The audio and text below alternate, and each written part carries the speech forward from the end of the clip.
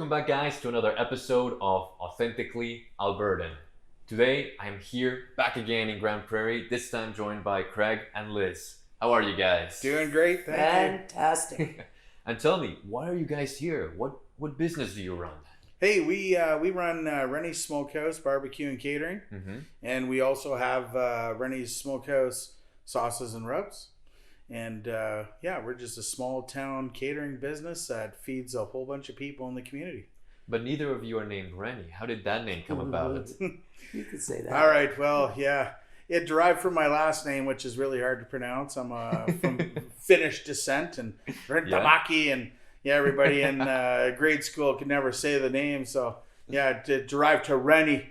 And it was just a nickname. And through COVID, when things got kind of crazy there, we were trying to come up with something to kill the boredom, and we kind of came up with some rubs and spices and sauces and started doing some smoking. And a good friend of mine from back in Ontario, where we're from, said, hey, I think if you ever have a restaurant, you should name it Renny's Smokehouse. Wow. And that's how it all derived. How long have you guys had Renny's Smokehouse for? It's 5 years now. 5 years? So when COVID hit, Yeah. we created, quote unquote, Porto Backyardo. Porto Backyardo. And with Porto Backyardo, we ended up with smokers and a big egg and all kinds of cookware. And that's how it actually was born. We just decided, okay, we're just going to cook while we're here. Yeah. You know, our neighbors at that time decided one young girl could sing. We had a big concert, so everybody went out on their back decks, and Porto Backyardo smoking was going on. It was a fun time. Yep. Sounds like it. Very, very intuitive. Yes. Yeah. Yes. Certainly took some initiative. Yes. And then from there, it expanded beyond the COVID, beyond the yard. Well, people were calling and saying, "Hey, Craig, you know, we have a function that's going on. Can you cook?" I'll let Craig tell you, our very first cook. Well, it's funny you say that. Like, let's go back to the Backyardo thing here. We're in COVID and we're sitting on the back deck and like we're bored. 2 more weeks. You know how it goes. Yeah. And so I bought my first smoker, and how we came up with our very first sauce and rub was we bought this pork roast and we thought we're gonna throw it on the smoker, and man, what are we gonna do with this? We got to put some sauce on this thing. So we came up with a rub, which is our ultimate rub, which we don't have here for you today. Unfortunately, it's all at the market, but Very popular. Yes. very. It is the ultimate rub, and it's a huge seller.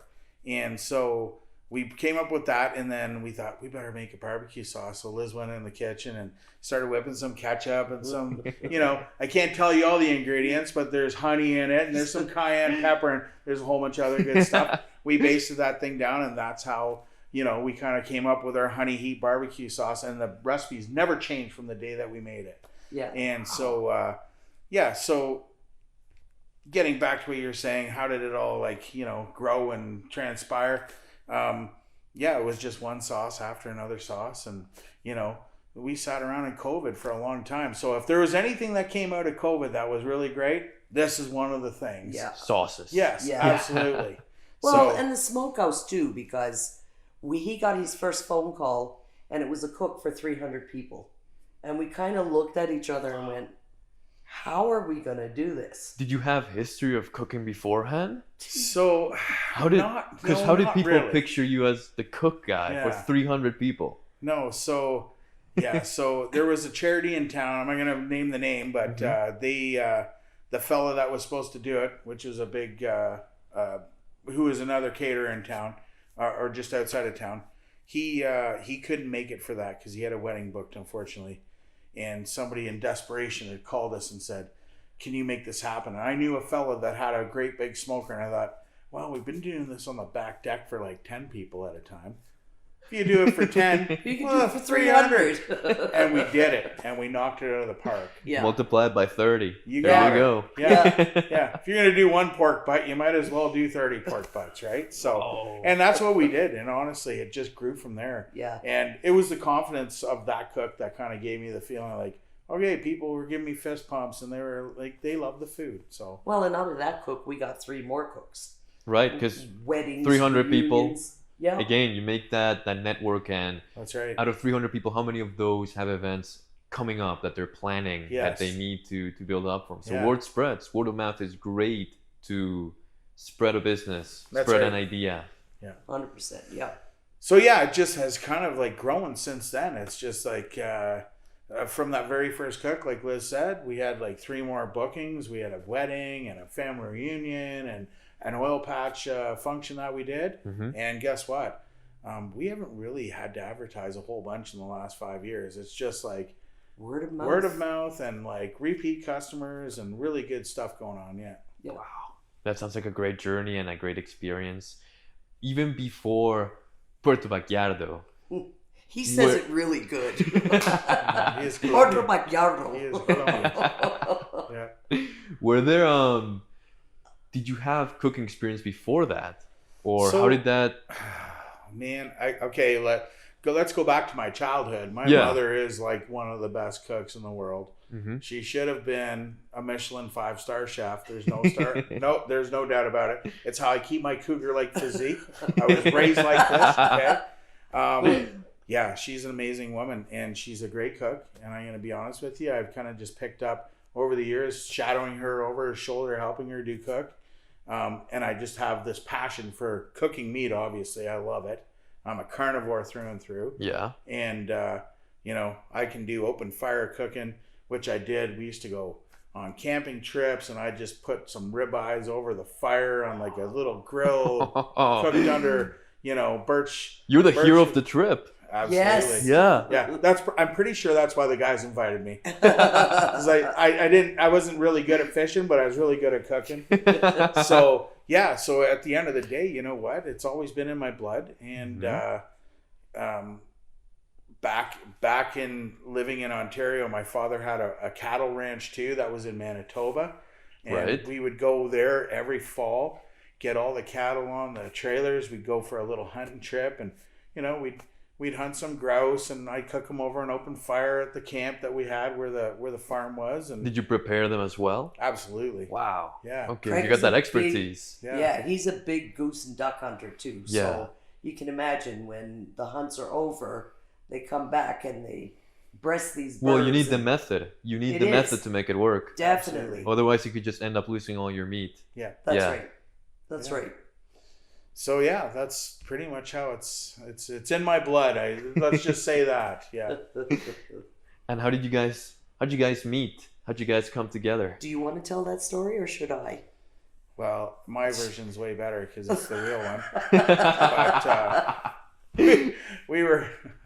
Well, I was walking in the gym and just recently single at the time, and I was a firefighter in my olden days there, and working in Milton, Ontario, and walked in the gym, and I saw this sexy thing walking down the hallway, going into the main floor, and I'd said to my buddy that was with me, the guy that I rode truck with, Jay, and said, "Oh, who is this lady?" And he said, "I don't know, I've never seen her." And it was her first day at the job. So, very first day. Yeah, we were just coming off night shift. We thought we'd get an early morning workout in. Right. And, yeah. And I told him that, holy jumping, I think I'm going to marry that girl.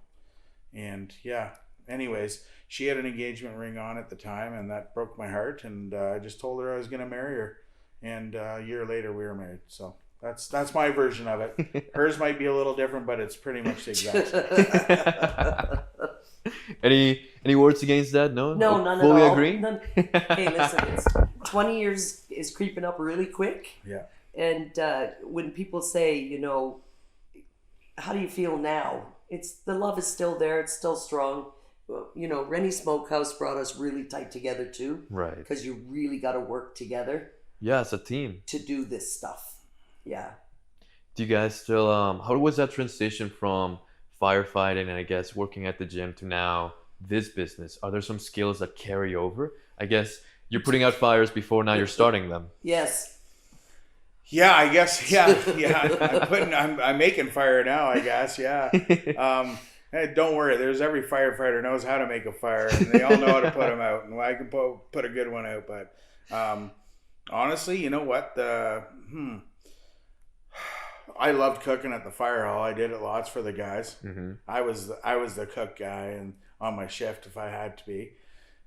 Everybody got their turn, but they always voted me to do it. So that means something. I must have been decent at it way back 25 years ago. But at the end of the day, you know what? We moved out here from Milton, Ontario, almost 20 years ago, right after we got married. Mm-hmm. And we were kind of like, go west, young man, make the money. It was booming out here then, 2007, 2008. And honestly, we've never looked back. No. And it really hasn't been much of a transition. Actually, I got out of the firefighting. I got into sales out here. So did Liz. We got out of the fitness industry altogether.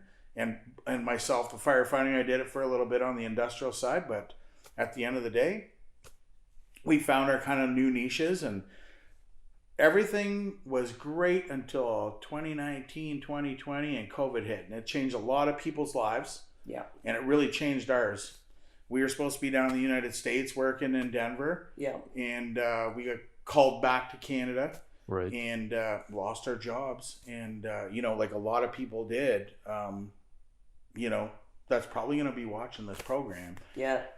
It happened to a lot of people. And I think everyone can relate to it. And you know what we had to do? What are we going to do now? Yeah. And we had to switch gears. And we switched gears, and I thought, you know what? If I'm gonna do this, I'm going into my 50s. I need to do something that I want to do for the rest of my life. Something that I really enjoy, which was cooking. Yeah. And I learned a craft, and I learned it through COVID, which was awesome.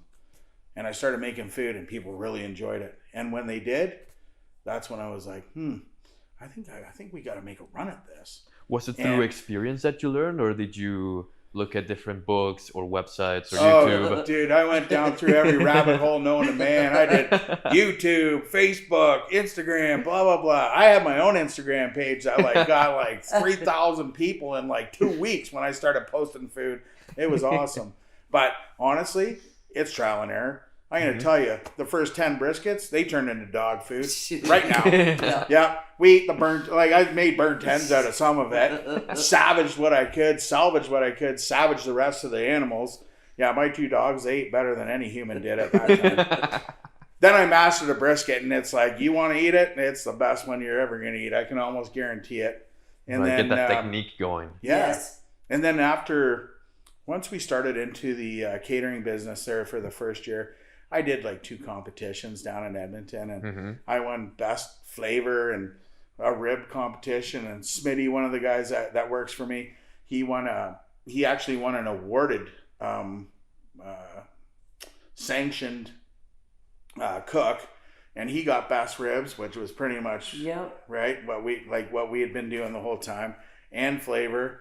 And we got second in brisket one time, which was pretty good for our first one. And then once the catering started, I just have no time for the competitions anymore. So, and that's kind of what probably drives a lot of your business. I don't need it here. Up here in Grande Prairie, I'm pretty well taken care of. These people treat me really good. They treat us really, really well. Yeah. And they know my food, and yeah. Do you know what was it? Sorry. Having said that too, the same with me with fitness industry. When we started producing our hot sauces and barbecue sauces, we were very cognitive of first good products that taste good, but not garbage in it. Once we start selling these products in the farmer's market here, we give back too. So when we cook, if there's big trays of ribs and whatever it is that we're cooking, we have all kinds of places here that we donate that food to instead of throwing it in the garbage. So I think that's where we earn the respect from people here, where it's hey, listen, Renny Smokehouse is going to come out and do a cook for us. We, budgeted for 100 people, 80 might come. We'll take the other 20 and give it to somebody. So donate it, yeah. Yeah, you betcha. It was a good circle for us. And I think, like I said, that's a lot of the reason people call us back. Yeah. Yeah. But hey, talking about community too, I wanted to say this because it might not be one of the questions that you're going to ask us, but I want to throw it in there. A lot of our ingredients in our sauces and barbecue sauces and hot sauces are sourced right here from the Peace. That Peace was region. one of my questions. It Yeah, is? for Good. sure. You betcha. Okay, cool. Yeah. So, if you want to look at some of these like the sauces here, I'll go from the other side. Okay. Let's go from the dill pickle one. So we've You got bet. the killer dill. Right here. It's a dill pickle and jalapeno. Who drew this? Yes. You made the Yeah, art? he did. Well, no, He I- goes on Avery and I- decides what he Yeah. likes, pulls from here, pulls from there, and create. You know what? That's what sells a lot of that product too, because they see it as like, That's right. wow, I got to try this. Yeah. This is crazy. Yeah. So, our jalapenos are grown here in the Peace region at Dunvegan Gardens. We buy them from Fairview. just outside of Fairview. Yeah. They're growing right down in greenhouses right against the Peace River, which is really cool. But also all of our hot peppers that we use, like the other hot peppers, which is our Carolina Reapers, Dragon's Breath, Ghost Pepper. What else do we use? We got a whole bunch of them. Yeah. There's all our medley of all our peppers that we use in our sauces come from Dunvegan Gardens, which is not very far. It's only an hour down the highway north of here. Yeah. And Even our honey. Our honey is honey's local as well. Yep. So everything that's in that bottle, we support local, we buy it, and we produce it. The jalapeno line right here. So- See, he says that I will, right too. I will tell you, some of those ingredients are from Mexico. So I can't take full credit that they're all local, but it's our jalapeno lime. It's a huge seller. Yeah. Looks delicious. Yeah. I'm a Yes. big fan of lime flavored Yes. stuff. You'll love Yeah. that. Chilequiles, that's your one right there. Yeah. When it came to the first year here in the show, we like to call it the trial by fire. So the first year for Renny Smokehouse, what was the biggest challenge that you overcame? Finance. Oh my gosh. Yeah, that would be one for sure. There is a whole bunch of them, but the biggest one, I think trying to figure out when we were getting hired for cooks, how many people, like how much food do you need to feed this many people? You know, we get a request for 150 people at a wedding and we're like, okay, they want pulled pork and chicken. How many chickens do we need to feed them? How much does somebody eat? You know, how much Caesar salad do you need to feed this crowd? And Yeah. and dude, like we wasted so much food because we way overfed and you know what? It's better looking at it than it's looking for it. Yeah. Right? So we've never really done that, run out of it, thank goodness. But I think that was our biggest challenge. And then obviously, trying to figure out our price point on, what's the market doing? And back then it was good because it was wedding season. A lot of people couldn't get married through COVID. Right. So there's a stack up of weddings. Yeah. And people were like really looking like, hey, we can get back out into the outdoors and we can do this. And they were outdoor cooks. They wanted to get pictures done in June, July, August into September with the nice trees changing color. That was really good for us. So we figured it out pretty quick. Like, hey, now, the first couple, did we lose money? Did we break even? Yeah. But we found a nice price point where people were happy with it, and it's kept us alive. We don't try to overcharge anybody. We're fair to them, I feel. We get great reviews. I've never had a bad one, and if I have, I haven't heard about it yet. But I'm sure there might be one or two, but nobody's actually said it to me, so that's a good thing. How do you keep it innovative, after having so many different ideas? How do you keep on getting innovative and being creative with the product? You know what? More comes down. So meat is meat. When you're cooking it, if we're doing steaks or we're doing brisket or we're doing pulled pork, it's all kind of the same. We've got a small menu, a short menu for our meats. Our salads we get pretty creative with, hey? Yeah. Different. Liz does a great macaroni salad. We put together a great potato salad. Our sides are pretty traditional. Yeah. Our meats, when it comes down to it, it's our rubs and sauces that make the difference. I'm going to be honest with you. Yeah. It's what you put on the meat to make it taste a little bit different. And Well, having said that too, not only with the cooks, but when we're creating our hot sauces, for example, we try and gear it being innovated towards like Christmas. I said to Craig, we need to make a cranberry, but it's got to be hot. So he says, cranky cranberry. Let's do a cranky cranberry. It's now a staple. You know, and people look forward to that. Something new, something different, but come back to the same staples. Exactly. You know? Yeah. People always want to try something new, and especially from a recognizable place that they know is constantly innovating and constantly trying to push the envelope, see where it leads them. Yep. When it came to, building up your team, what do you look for when you're building up your team in the smokehouse? Oh boy. So it was, COVID was like one of those times where everybody, like all the buddies got together and we all were not working and we were bored out of our gourds. So we were like, everybody bought a smoker. It was what you were seeing on Facebook at the time. Yeah. Right? And we're like, man, we got to start smoking stuff. And then, you could still get down to the butcher shop and buy a piece of meat, but you could, you know what I mean? You had to go back home and just sit on your back deck and do it. Well, all my guys, like all my good buddies, they all lost their jobs too. And, or they were working like super minimal, and everybody kind of learned the craft. And we were just, we'd have our little backyard parties too, like most people did, and figured out how to cook this stuff. And my guys, they've been with me from day one. I've got 2 teams. I've got 2 smokers. I got like 10 guys. Well, 8 guys and 2 girls, that work steady with me all the time. And they're all fantastic. Learning the technique too. They're great backyard pit masters is what I like to call them. And they know the technique. Yeah. We also have a Red Seal chef that when we want to create something different with a salad, or we do a cook in somebody's house at an event, we bring our Red Seal chef with us as well. So we focus on making sure that everybody knows what they're doing. How did that Red Seal mindset translate to the smokehouse? Oh. Because, I was interviewing a Red Seal chef earlier on the season, and she told me that when she went to schooling, she had to pass a bunch of tests, and there was like a lot of theory classes, and he was very strict on, you gotta do this, you gotta do that, you gotta do this, you gotta do that. So how did that mindset translate over to the smokehouse? Well, I think he's a little more lackadaisical when he gets into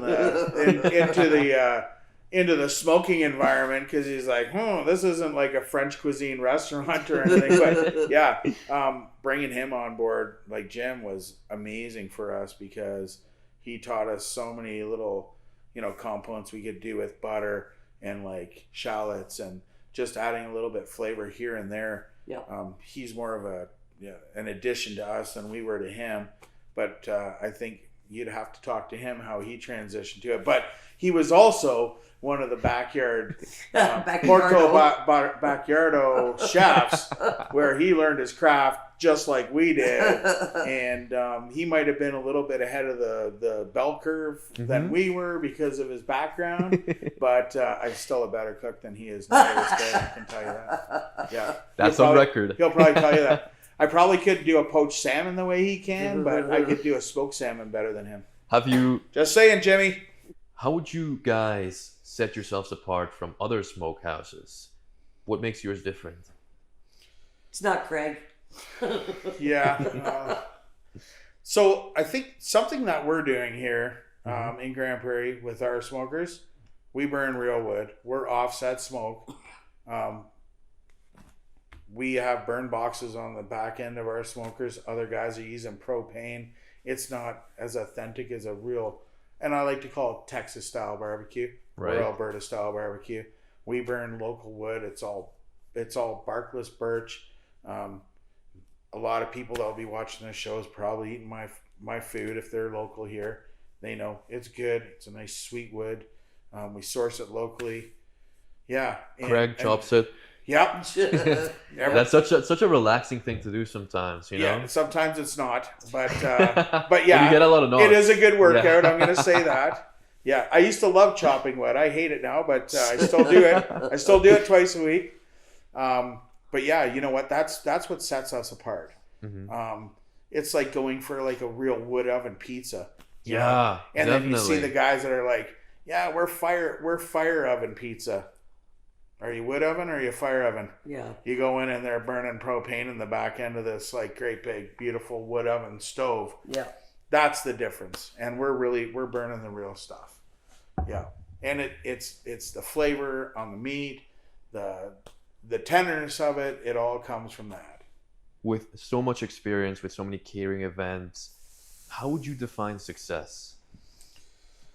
You know what? Customers? Yeah, I think it comes down to, all right, so I didn't know for the first year or two, like how I'd define it, because I was still new at it and I didn't quite understand what, how much do people really like this stuff? But when I went into a room of 200 people and you could hear a pin drop when they were eating, that was success. When nobody talks, when you go into a restaurant and it's really quiet, everybody's really liking the chef's food. Because they're eating, they're not talking anymore. They're not looking on their phones.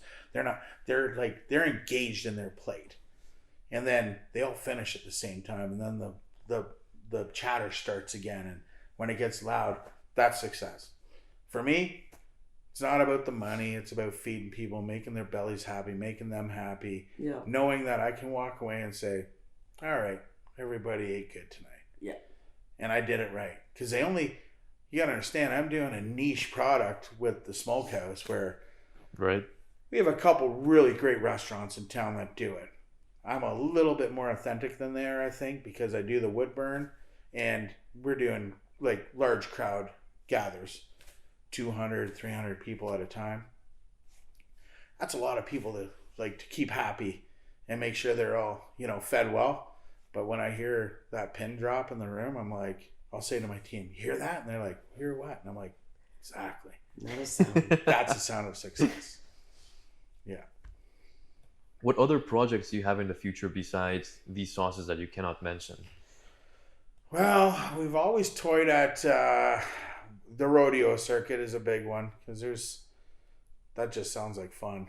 Go down to the Calgary Stampede? Well, We have two. we'll start Stampedes smaller, here. but we might end up there one day. But I love baked potatoes, and I've always wanted to do a big baked potato trailer and just have like 5 or 6 different styles of baked potatoes, but incorporate our Smokehouse into them. Yeah. Well, Yeah. you know And what? I've got a great name, but I can't say it because if somebody's watching, they might steal it and trademark it, and then I got to pay them a lot of money for it. But I got a great name, and so that's something. But at the end of the day, I mean, we're not getting any younger now, so restauranting, it's been a dream. Mm-hmm. Brick and mortar. Yeah. Have like a really cool Set location. Yeah. Do a set location. We can cater out of it. You know what? That might be 5 years away. I don't know. Colonel Sanders didn't make his first million until he's 55, so That's right. I still got a couple of years to go before I reach his trade, like his benchmark. But yeah, KFC. He was old when he was a millionaire, so maybe I can still do it. I don't know, They said he was nuts. yeah. You're gonna have a restaurant with just chicken, and look at that.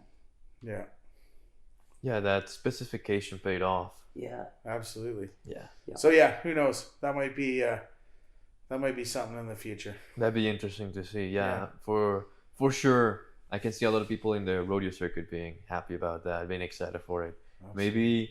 Maybe Western Days in Red Deer.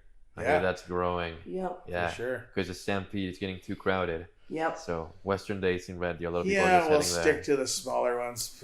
Well, not the Pinoca small, but I'd like to be in there, and the Dawson Creek, Teepee Creek, Grande Prairie Stampede, and there's handfuls. You could make a business out of just doing the rodeo circuit in the summer for sure.